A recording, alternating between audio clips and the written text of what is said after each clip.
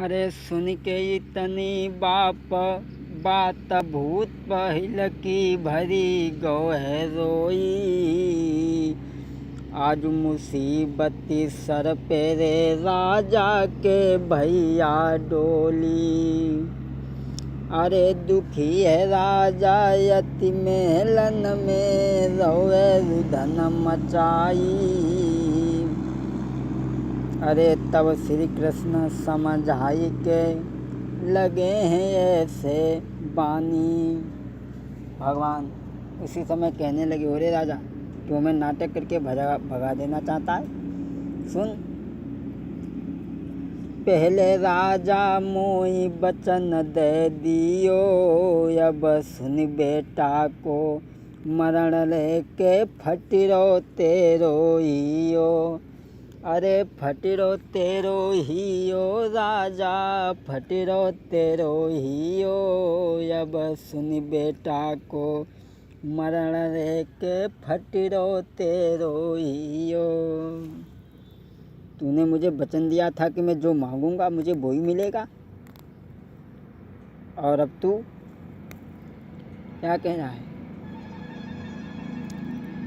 अरे सतराखे या सुतराखे राजा तो ही समझावे, के सतराखे नहीं सुतराखे तो एक चीज आई जावे।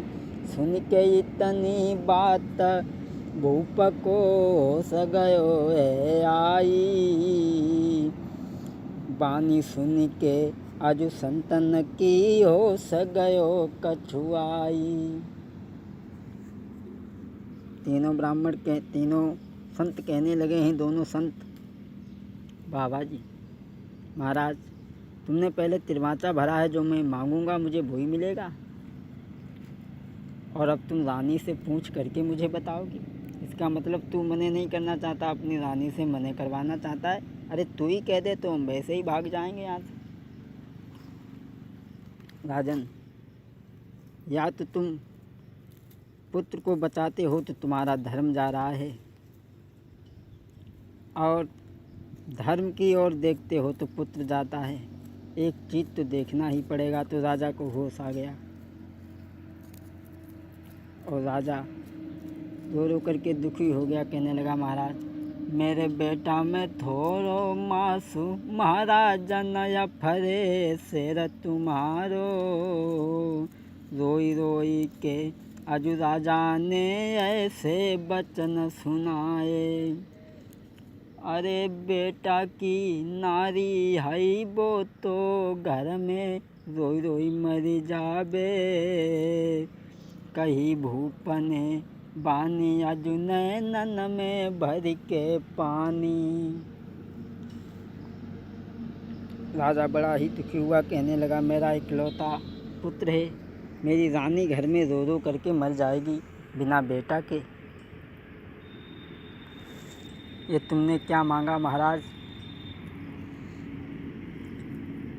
मोरध्वज कहने लगे, राजा इसका मतलब है कि तू अब मुझे भगा देना चाहता है।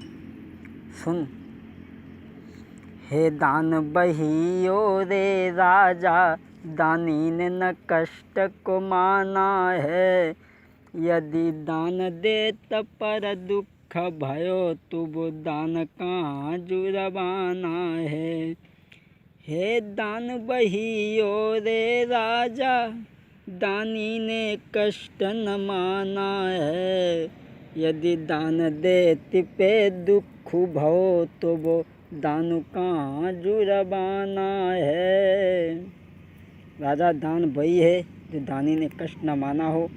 दान देते समय दुख है, दिल दब रहा है, तो वो दान कहाँ, वो तो जुर्माना है। राजा कहने लगा, महाराज मैं अपने पुत्र को काट करके तुम्हारे शेर के आगे जरूर चीर करके डालेंगे, लेकिन सबसे पहले मैं अपनी रानी से पूछ ले। बोले पूछ ले, ठीक है। आज राजा चले। अरे लड़खड़ा तब हो आजू भूप महलन को, अब धाओ रोबत रोबत भूप आजू महलन के ढींग में आओ। अरे मन में दुखी अब राजा है नई बात समझ कछुआवे। आज राजा ने महलन की हईली नी सीध लगाई। महलों की सीध राजा ने लगाई है। और जिस समय रानी ने आते हुए देखा, अरे आबत देखो जब रानी ने भज के पलिंग नभाओ। चौमुख जियला की आरती लेके आरती उतारन आई। ए आबत देखो जब रानी ने भज के पलिंगा दो तो नवाई। अरे पकड़ कलाई सोपति की, अरे अजू आंगन में लय बैठारी। ए लई थी बिजनिया मोर पंख की, ढोर न लगी थी पति पर ब्यारी।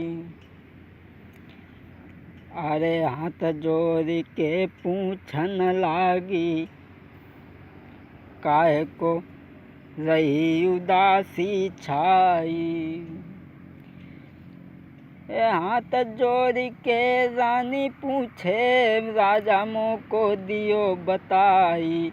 अरे कौन भाबई सर पे डोल, जो सोने सो बदन उगाओ तो को मिलाई। रानी ने आते हुए देखा है, सुंदर आसन डाल करके महाराज को बैठा लिया और हाथ जोड़ करके कहने लगी, महाराज आज क्या बात है? वैसे आप कभी दरबार से जब घर आते थे तो बड़ा खुश नज़र आते थे, आज बड़ा उदास हो, क्या बात है?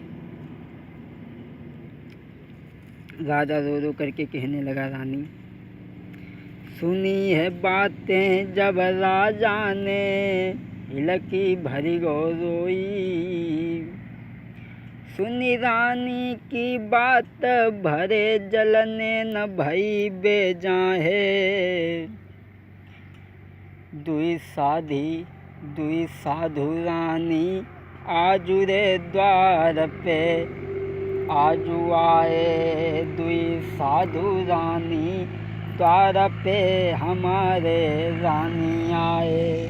राजा कहने लगा, हे रानी आज दो साधु हमारे द्वार पे आए हैं। दुई साधु आजू हमारे द्वार पे आए, और तेरा बाँचा गए हारी कई समझ आई। अपने बेटा रतन कुमार को शेर के आगे फाड़ के डारे। तब ही सुनी राजा के बेन के रानी हिलकी भरी रोई गई है।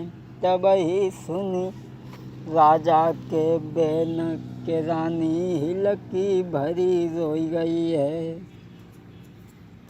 राजा ने समझाया है, कही है कि रानी आज दो साधु हमारे दरवाजे पे आए हैं और उन्होंने मुझसे तिरमाचा भर लिया है कि अपने बेटा रतन कुमार को आरे से फाड़ करके हमारे शेर के आगे डालूं, हम क्या करें? तो रानी रोने लगी है। जिस समय रानी रोने लगी है तो राजा कहने लगे, प्यारी तुम भी रो रही हो, अगर तुम भी धीरज को छोड़ गई तो हमारी इस धर्म की नाव को उस पार किनारे लगाने वाला फिर और कोई नहीं रहेगा।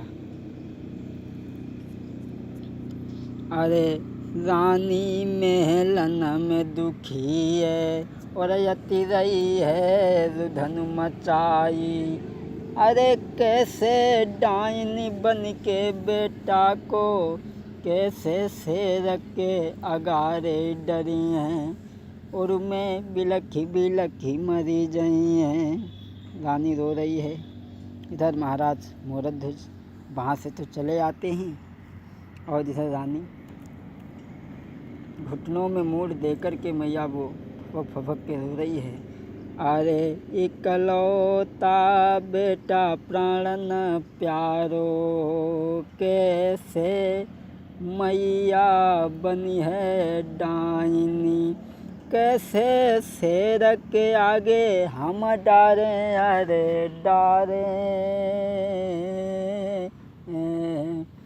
और रानी ने अति रुधन मचायो।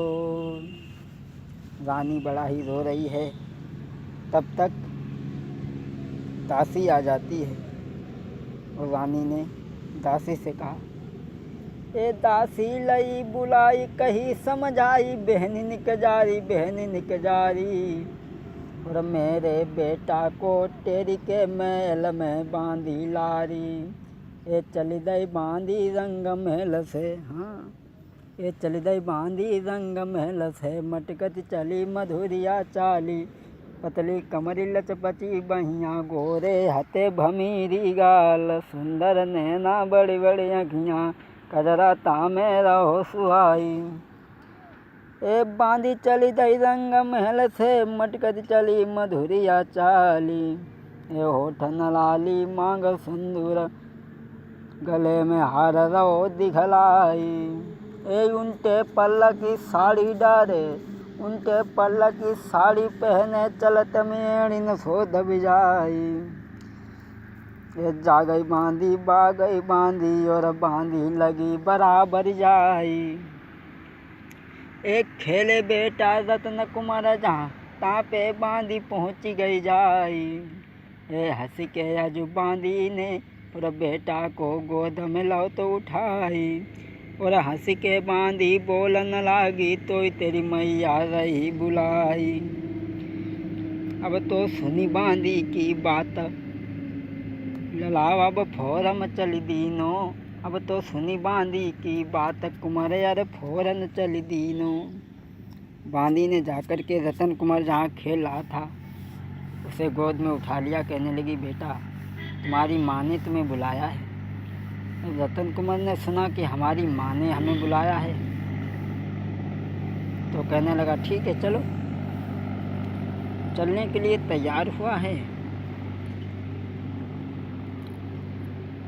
जब चलने के लिए तैयार हुआ है, साथियों के साथ को छोड़ करके, अरे ऐसी काए को रंगाई दई भरतार, रगनी पे धरे धरे रंग उड़ जाए गो। ऐसी काए को रंगाई लई भरतार, रगनी पे धरे धरे रंग उड़ जाए गो।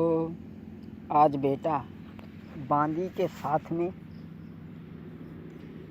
चला है। बांधी के संग में चलो, कुंवर हृदय विचार गए कछुआई, और बांधी के संग में बेटा ने महलन की सीध लगाई। जब बेटा महलों के लिए चला तो ऐसा ही नहीं असगुन होने लगे। ए चलो है बेटा जब मार्ग में रीते, घड़ा उठे गहराई, टें टें करे टिटुहियाई, ऊपर गिद्ध रहे मड़राई। असगुन लखी के छाती फट गई, दिल में एक आबे एक जाई। बेटा चला है तो बड़े बड़े बुरे असगुन होते हैं। ये चली दो बेटा या जो बांधी, संग पहुँचो रंग महल में जाई। और ऐसा ही नहीं, जब असगुन होने लगे हैं, अरे ये कभी धवा सन मुख आई, और अब हाथन में कंडा लाई, और असगुन लखी चिंता भारी, और रानी ने कही समझ आई। बेटा चला है तो बड़े बड़े बुरे असगुन होने लगे हैं, लेकिन असगुनों पर ना ध्यान देते हुए बेटा महल में पहुंचा है। और जब महलों में पहुंचा है तो क्या देखा है कि माँ घुटनों में मूड़ देकर के मैया वो फपक फपक के रो रही है। तो बेटा पूछने लगा है,